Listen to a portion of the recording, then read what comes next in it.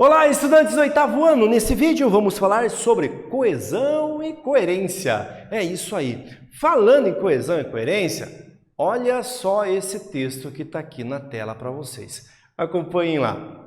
Hoje eu levantei cedo às 13 horas. Coloquei a roupa, tomei um belo de um banho e fui jantar. Depois do almoço, saí de casa e fui trabalhar. Chegando lá, tirei o dia de folga, pois estava bem descansado. Antes de sair da empresa, eu voltei para minha casa para continuar trabalhando, pois estava me sentindo muito sujo, uma vez que não havia tomado banho ainda. Ixi, gente, e aí, conseguiram compreender o texto? Meio esquisito, né? Olha só, acordei cedo, 13 horas, tomar banho, fui jantar depois do almoço. Tem uma série de confusões ali, não tem? Está tudo fora de uma ordem, uma ideia. Então esse texto pode falar que ele não tem uma coerência. Então nós estamos falando de coerência textual, é a organização do texto, os sentidos que o texto tem. Então os textos eles precisam ter um sentido próprio. Então essa organização que a coerência faz.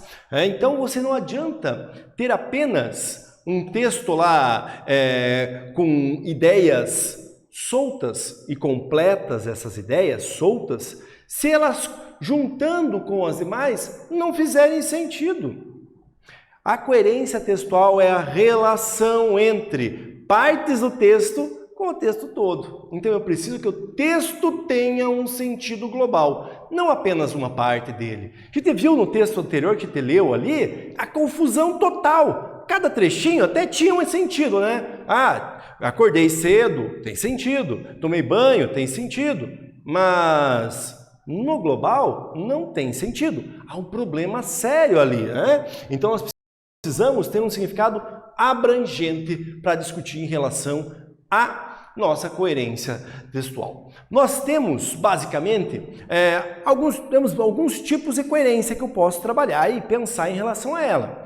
Vou falar de dois tipos de coerência que nós temos. A coerência interna é aquela em que o próprio texto, o próprio texto ele está se organizando, então a compatibilidade entre os significados dentro do próprio texto. Então não há que não tenha as contradições. E nós também temos a coerência externa, que daí é a contradição, é a tentativa de não ter contradição com a realidade, com os fatos à volta. Tudo que está dentro do texto tem que fazer referência com a realidade. Dizer que o Museu Oscar Niemeyer ele não está em Curitiba não é algo que seja coerente com a realidade. Então é uma coerência externa, é uma incoerência externa. Vamos observar o que nós podemos fazer para evitar essas situações.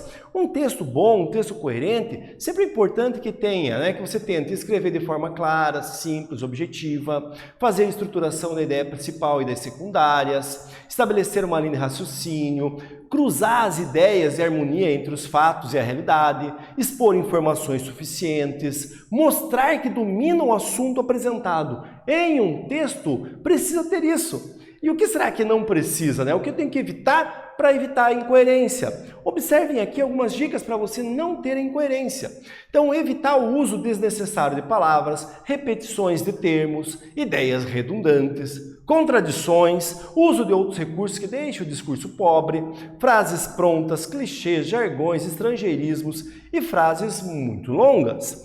Tudo isso aqui vai atrapalhar o seu texto, a sua organização. Belezinha? Então, sabendo um pouco disso, auxilia vocês na organização de um texto muito coeso e coerente.